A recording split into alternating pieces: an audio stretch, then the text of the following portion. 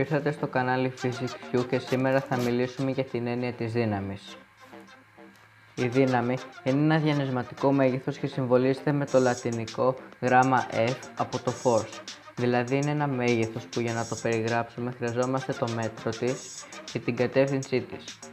Μονάδα μέτρης στο SI και στο σύστημα μονάδων MKS είναι το 1 N, ενώ στο σύστημα μονάδων CGS είναι το 1 D. Το 1 N ισούται με 10 στην 5η D. Η δύναμη συνήθως λειτουργεί με το φαινόμενο της αλληλεπίδρασης. Δηλαδή, εάν το σώμα Α ασκεί δύναμη στο σώμα Β, τότε και το σώμα Β ασκεί δύναμη στο σώμα Α. Το μέγεθος αυτό μπορεί να προκαλέσει μεταβολή στην κινητική κατάσταση ενός σώματος ή παραμόρφωση στην επιφάνεια των σωμάτων. Ας κάνουμε δύο παραδείγματα από το καθένα για να το καταλάβουμε καλύτερα. Εάν δέσεις ένα σκοινί σε μια ακίνητη βάρκα και την τραβήξεις, δηλαδή να της ασκείς δύναμη σε μια συγκεκριμένη κατεύθυνση, τότε η βάρκα θα κινηθεί. Υπό αυτό το πλαίσιο, το σκοινί ασκεί δύναμη στη βάρκα. Ένας ποδοσφαιριστής για να αλλάξει την πορεία της μπάλας πρέπει να της ασκήσει μια υπολογίσιμη δύναμη, δηλαδή το πόδι του ποδοσφαιριστή ασκεί δύναμη στην μπάλα. Πες τώρα ότι κρατάμε ένα κομμάτι πλαστελίνης και το πιέζουμε. Η πλαστελίνη παραμορφώνεται. Εάν το αφήσουμε το σώμα σε ηρεμία, δεν επανέρχεται στην αρχική του μορφή. Αυτό το ονομάζουμε πλαστική παραμόρφωση. Υπό αυτό το πρίσμα, πλαστική παραμόρφωση ονομάζουμε την παραμόρφωση που προκύπτει από την άσκηση μιας δύναμης και μετά την κατάργησή της το σώμα δεν επανέρχεται στην αρχική του μορφή. Και υπάρχει η ελαστική παραμόρφωση που είναι ακριβώς το αντίθετο. Ας επιστρέψουμε στη δύναμη. Η δύναμη χωρίζεται σε δύο κατηγορίες. Εξ επαφής, δηλαδή όταν τα δύο σώματα που αλληλεπιδρούν είναι σε επαφή, όπως η τριβή. Β, η εξ αποστάσεως, δηλαδή όταν τα δύο σώματα που αλληλεπιδρούν δεν είναι σε επαφή μεταξύ τους. Π.χ. το βάρος ή η μαγνητική δύναμη.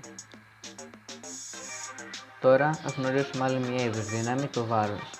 Το βάρος είναι η ελκτική δύναμη με την οποία ελκύει ένα σώμα μάζας, το οποίο εισέρχεται στο βαρυτικό της πεδίο.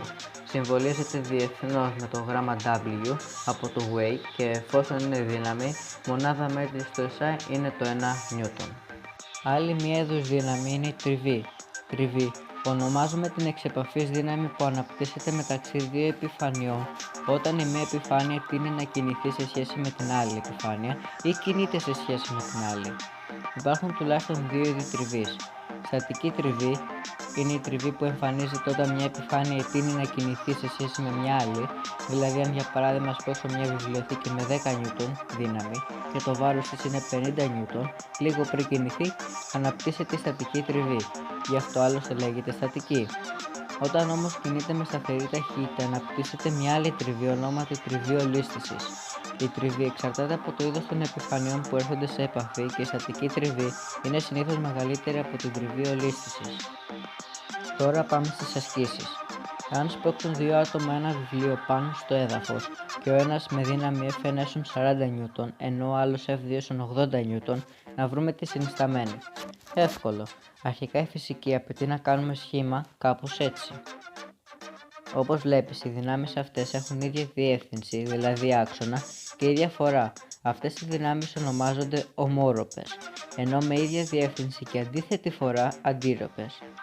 Σε συμβουλεύω τα βελάκια που κάνεις, διότι η δύναμη είναι διανυσματικό μέγεθος, να είναι μεγαλύτερα ή μικρότερα ανάλογα με το μέτρο. Αρχικά πρέπει να σιγουρευτούμε ότι έχουμε το μέτρο των δυνάμεων στο SI. Η συνισταμένη είναι το σύνολο δυνάμεων που ασκούνται σε ένα σώμα. Άρα, F ολικό ίσον F1 συν F2 συνεπάγεται με F ολικό ίσον 80 συν 40 N συνεπάγεται με F ολικό ίσον 120 N. Άρα η συνισταμένη είναι 120 N προς τα δεξιά. Σημείωση. Επειδή η δύναμη είναι διανυσματικό μέγεθος, χρειαζόμαστε και την κατεύθυνση. Ας κάνουμε ένα άλλο παράδειγμα. Έστω τώρα ότι σπρώχνω ένα βιβλίο προς τα μπροστά και ένας φίλος μου προς τα πάνω. Εγώ με F1 ίσον 8 N και ο φίλος μου με F2 ίσον 6 N. Το σχήμα θα είναι κάπως έτσι. Εδώ η κατάσταση είναι λίγο διαφορούμενη, αλλά και πάλι εύκολη. Αρχικά δημιουργούμε ένα παραλληλόγραμμο και τραβάμε μια διαγώνια γραμμή και κάνουμε Πυθαγόριο σε οποιοδήποτε από τα δύο τρίγωνα που μετασχηματίστηκαν.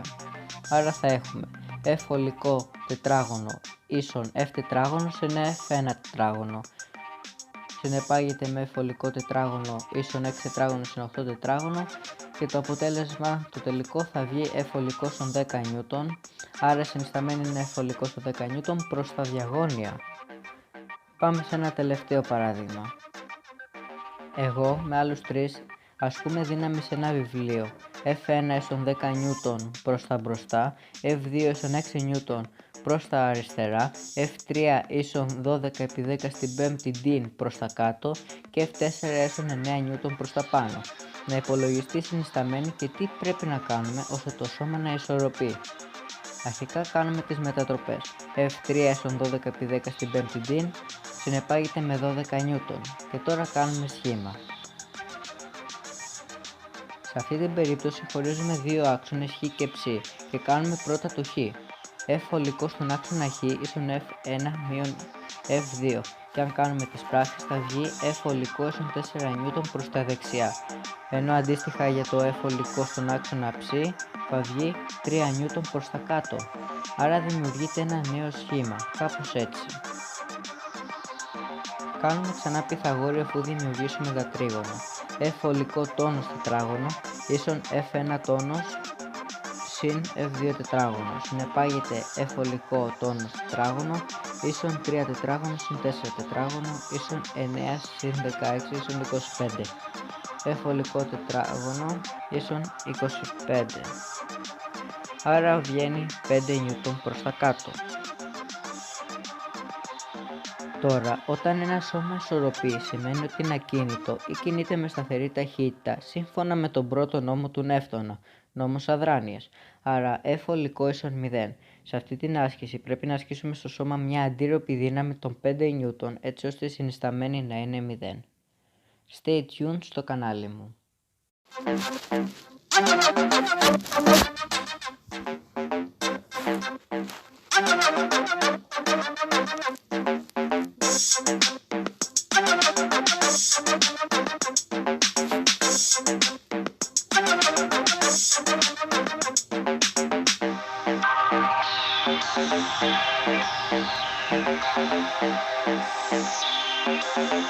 Thank you.